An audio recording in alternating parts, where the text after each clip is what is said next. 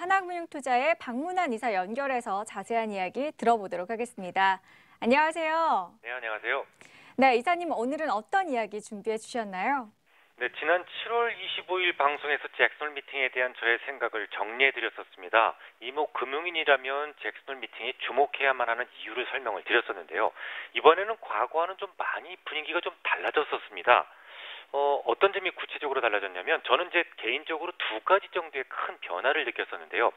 첫 번째는 금융시장의 안정이다라고 하는 과거의 패러다임에서 역동적 발전이다라는 새로운 주제가 장착되었다라는 점이었고요. 두 번째는 중앙은행장들의 트럼프에 대한 그 보호무역에 대해서 노골적으로 반대 의견을 개진했다라는 점입니다. 하나씩 설명해 드리죠.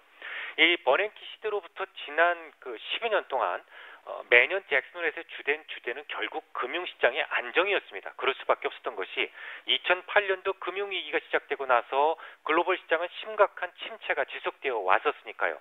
그런데 이번 미팅의 주제는 제목부터 달랐습니다. Fostering a Dynamic Global Economy, 그러니까 역동적인 글로벌 경제를 조성하자, 그런 취지였는데요. 결국 이번 미팅에서는 중앙은행의 통화정책 변화보다는 글로벌 교역과 그에 따른 각국의 균형적인 성장, 그리고 이를 위해서 정부가 어떤 역할을 해야 되는지, 이런 부분들이 좀 더 강조되었던 것이죠. 특히 주목하셔야 될 부분은 자넷 옐런 연준 의장의 노골적인 발언이었는데요. 자넷은 역동적 글로벌 경제를 위해서 보호무역에는 반대한다는 생각을 분명하게 밝혔고요. 이어서 오찬 연설을 맡은 마리오 드라기 ECB 총재 역시 그녀의 발언을 거들었습니다. 역시 규제에 반대한다면서 좀 더 개방된 무역 환경을 요구했죠. 한마디로 두 명 모두 트럼프의 보호무역에 대한 반대 의사를 분명하게 밝힌 겁니다. 두 명의 중앙은행장의 발언 직후에 미국의 금리는 하락을 했고 달러화는 약세로 전환이 되는데요. 지난 주말 이후 지금까지도 달러는 약세를 이어가고 있습니다. 아무래도 정부와 중앙은행 간의 대립구도가 그다지 긍정적으로 비추어지지는 않았을 테니까요. 그런데 말입니다. 이렇게 되면 자넷 옐런의 연임은 거의 물 건너간 것이 아닌가 싶은데요. 돌려 말한 것도 아니고 완전 직설적으로 트럼프의 대립각을 세웠으니 말이죠. 트럼프는 대통령이 되기 이전부터 자신이 대통령이 된다면 저 여자부터 따르겠다, 이렇게 공언을 해왔었고요. 그 발언에 대해서 아직까지도 정식으로 사과 한 번 한 적이 없으니 자넷 옐런은 구차하게 이렇게 붙어있는 것보다는 할 말 다 하고 그만두겠다, 이런 생각을 굳힌 게 아닌가라는 생각이 듭니다. 그럼 다음 연준 의장이 누구인지가 매우 궁금해지기 시작을 하죠.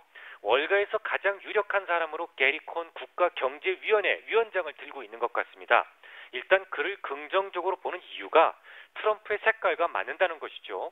트럼프는 지금까지 저금리와 약달러를 선호했었는데요. 그 역시 트럼프와 의견을 같이 하기 때문에 그가 연준 의장이 될 가능성도 높고, 만약에 된다면 향후 2년 동안은 금리를 동결시킬 것이다 라고 전망을 하고 있습니다. 특히 그가 골드만삭스 출신의 금융 전문가이고 기업 친화적인 인물인데다가 자유무역을 옹호하고 있는 그런 상황을 계속 보여줬었기 때문에 그가 연준 의장이 된다면 미국의 경제 성장률은 3%에 도달하기가 쉬워지고 또 실업률은 3.5% 아래로 하락하게 될 것이다. 이런 주장들이 많은 것 같습니다. 하지만 제 생각은 좀 다릅니다. 금융인이 오케스트라의 지휘자라면 경제학자는 연주자라고 볼 수가 있는데요. 지휘는 지휘자에게 맡겨야 되고 연주는 연주자가 해야 됩니다. 게리 콘이 매우 뛰어난 금융인이다라는 점에는 저도 동의합니다만 그는 통화정책을 이끌어 나갈 만한 경제학자는 분명 아닙니다.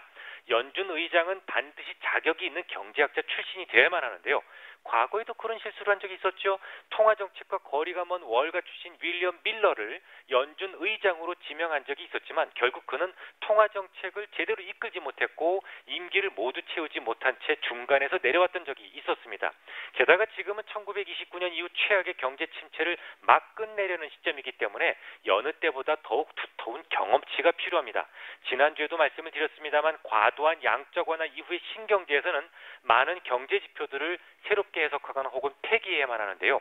물가에 대한 생각도 완전히 바뀌어야 되고 금리에 대한 생각도 바뀌어야 되는데 이 중요한 시기에 구경제 패러다임에 빠져있는 금융인이 연준 의장이 되어서는 안 된다는 것이죠. 작년 이맘때 자넷 옐런은 우리 모두 틀렸다는 것을 인정하자라는 것을 전제하고 새롭게 고압 경제라는 것을 시도했습니다. 저는 절대적으로 자넷 옐런의 통화정책인 고압 경제를 신뢰합니다. 게리 콘 이외에 연준 의장의 물망에 오르고 있는 사람들 중에서 전 페드 이사였던 케빈 워시나 혹은 존 테일러 교수들이 거론되고 있는데요. 케빈 워시는 중요한 시기에 막중한 임무를 수행하기에는 너무 경험치가 작고 존 테일러 교수라면 책임있게 자넷 옐런의 고압 경제를 계승할 수 있을 것이다라고 생각이 됩니다. 지금도 기준금리 결정에서 가장 많이 참여하는 테일러 준칙을 만든 장본인이기도 하지만 각국의 중앙은행들은 금리 정상화를 서둘러야 한다면서 자넷의 고압 경제를 늘 지지해 왔었으니까요. 물론 그건 저의 생각이고요. 워낙 트럼프가 예측 불허의 행동을 자주 하다 보니 게리 콘에 대한 지명 의사를 자주 밝혀왔었습니다. 게리 콘은 스스로 의장직을 고사해야만 할 것입니다. 만약 그렇지 않고 연준 의장이 된다면 시장은 고압 경제의 계승이 무산되고 새로운 정책을 정착시키기 전까지는 약간의 혼란에 빠질 가능성도 있습니다. 네, 박문환 이사님 감사드립니다.